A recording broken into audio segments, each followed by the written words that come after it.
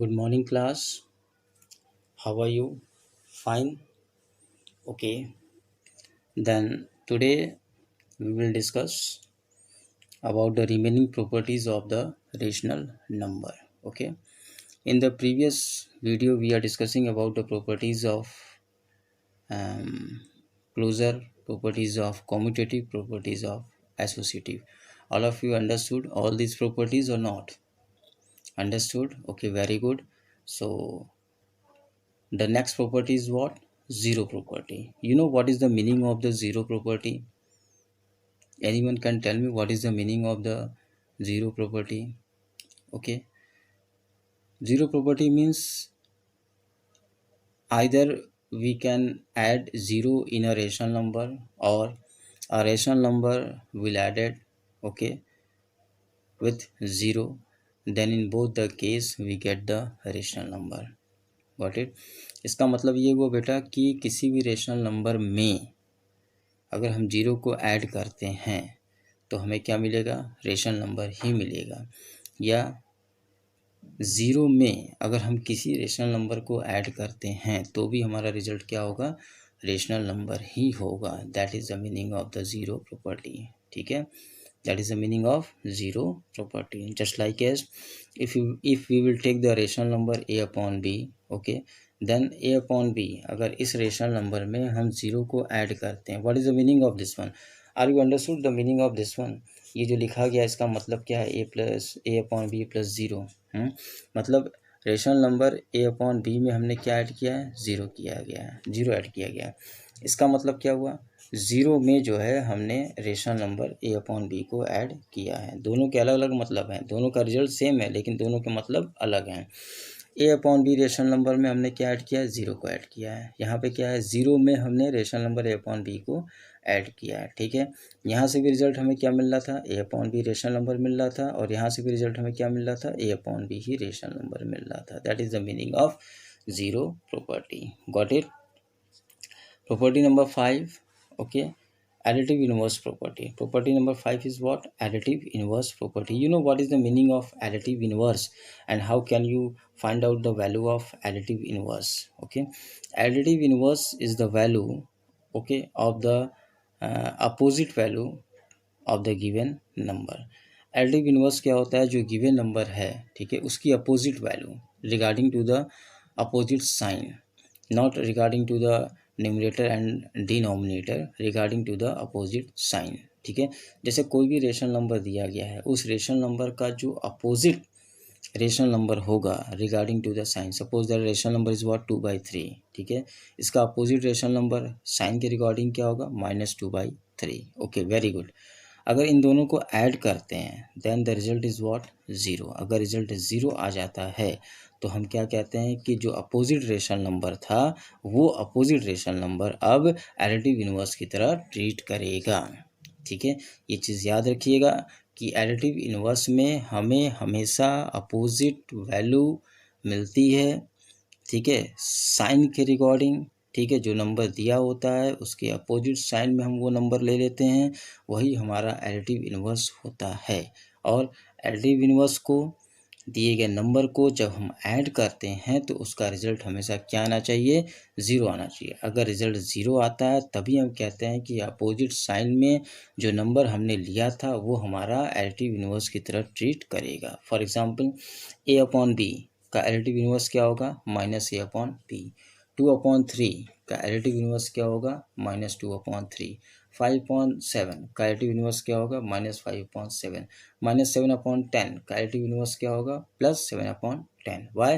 When these two are added then we get the zero. When these two are added then we get the zero. Okay, for example I think all of you understood. ठीक है, suppose that the given rational number is what? 3/11। Okay, what is the additive inverse of 3/11? अब 3/11 का additive inverse क्या होगा?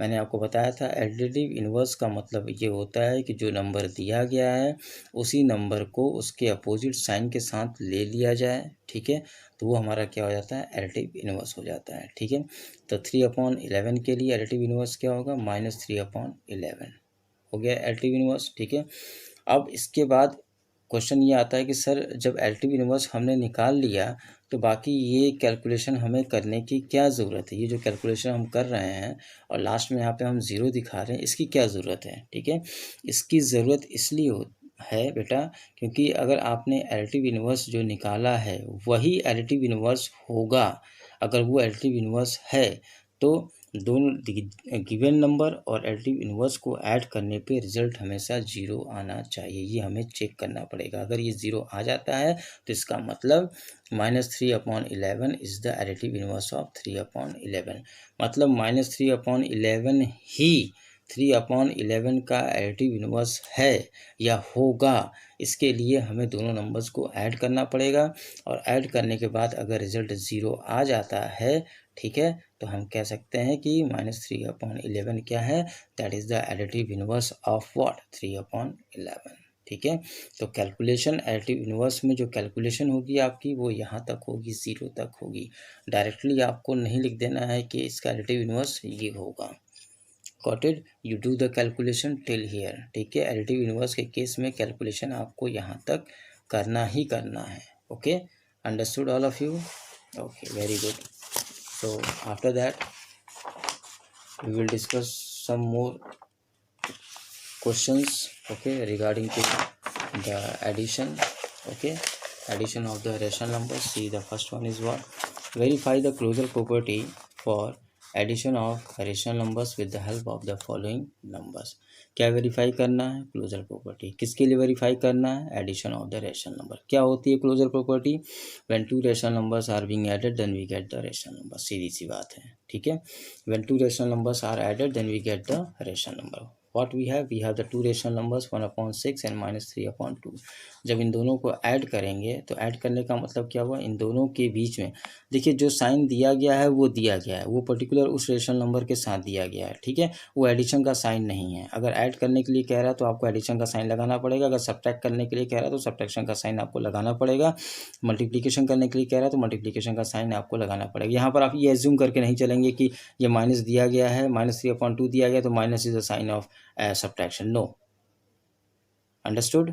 Okay, so ये जो minus sign दिया गया है वो 3/2 रेशनल नंबर के लिए दिया गया है, ठीक है। ऐड करना था तो 1/6 प्लस इनसाइड द ब्रैकेट -3/2। अब यहाँ पर ब्रैकेट में क्यों लिखा गया? Why? Because we have the two sign and two sign are taken together, that's why we will write down the number inside the bracket, इसलिए हमने यहाँ पे इसको ब्रैकेट में रखा है, ठीक है। दूसरी चीज़ हम जानते हैं, when we have the two sign together then we are just going to multiply the sign। जब दो साइन एक साथ हमें मिलते हैं तो हम क्या करते हैं? मल्टीप्लाई करते हैं कि नहीं करते हैं, ठीक है। तो यहाँ पर प्लस और माइनस को जब आप मल्टीप्लाई करेंगे तो plus into minus what we have, minus is there, okay, minus हो जाएगा, ठीक है। अब इसके बाद कोई ज़रूरी नहीं कि आपकी भी कैलकुलेशन इसी तरीके की हो, no, this one is not compulsory, okay. After that you will write down plus minus minus then 1/6 -3/2। 2 and 6 what the LCM? 6 is there, 6 is divided by 6, 1 should be multiplied by 1 then we get 1 minus, इसके बाद क्या हो जाएगा? Minus sign होगा, this 6 is divided by 2, 3 3 is 9, okay, then 1 minus 9 what? -8 okay. After that if any calculation is possible then you do the calculation and write down your answer, okay.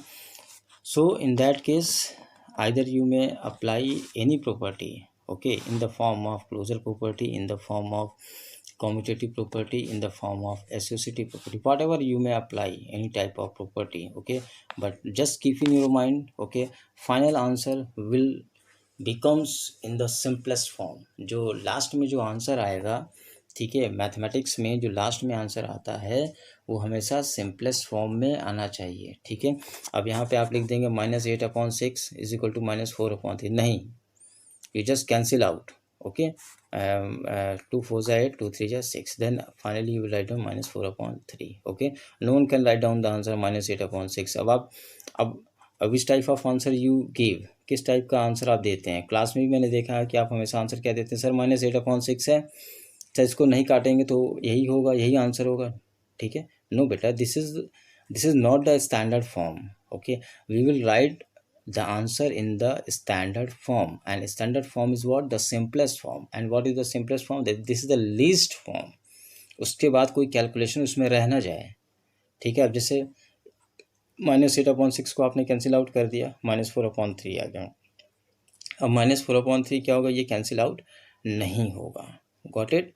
So regarding to this -4/3 is the last answer. Okay, -4/3 is what, -4/3 is the last one. Okay, verify the commutative property for addition of rational numbers for the following number. क्या verify करना है, ठीक है। हाँ, एक चीज़ मैं आपको और बता देता हूँ, what is the meaning of verify. Maximum students have the problem regarding to the topic verify. Verify means prove that, show that. Okay, verify means prove that, show that. ठीक है। अब क्लोजर प्रॉपर्टी में आपको क्या prove करना था, अगर दो रेशनल नंबर को हम ऐड करते हैं तो हमें क्या मिलना चाहिए, रेशनल नंबर। रेशनल नंबर आ गया, वेरीफाई हो गया। ठीक है। कॉम्पिटिटिव प्रॉपर्टी में A/B plus C/D is equal to what, C/D plus A/B। अगर दो रेशनल नंबर्स को बिना ऑर्डर को चेंज किए अगर हम ऐड करते हैं, उसके बाद जब हम उसी रेशनल नंबर्स को रेशनल नंबर्स के ऑर्डर को चेंज करके जब हम ऐड करते हैं तो दोनों ही कंडीशन में रिजल्ट क्या होगा, सेम होगा। तो वेरीफाई के केस में आपके पास दो टर्म्स होंगे, एक होगा LHS, दूसरा होगा RHS। ठीक है। तो in the first hand you want to take the LHS and after that you will take the RHS। पहले आपको LHS लेकर के सॉल्व करना पड़ेगा, फिर उसके बाद आपको RHS लेकर के सॉल्व करना पड़ेगा। Are you understood what I am saying? Okay, so in the case of commutative property, these are the two numbers, rational numbers, okay, A/B and C/D. Firstly we want to add A/B and C/D. Okay, then 9 and 5, what the LCM is there, 45. 45 is divided by 9, then what the quotient, 5 is the quotient. 5 should be multiplied by 7, then 35 is there. Again 45 is divided by 5, what the quotient, 9. 9 should be multiplied by 4, then what, 36. 35 and 36, what we have, 71 is there. Okay, 71/45. Got it. Again you want to change the order, means 4/5 will taken first, 7/9 will taken second. 4/5 plus 7/9, 5 and 9, what the LCM is there, 45. Okay, 45 is divided by 5, then what we have, 9. 9 4s are 36. Write down 45 divided by 9, 5. 5 7s are 35. 36 and 35, 71/45. Okay, what we are seeing here, we are seeing here A/B plus C/D is equal to what, C/D plus A/B.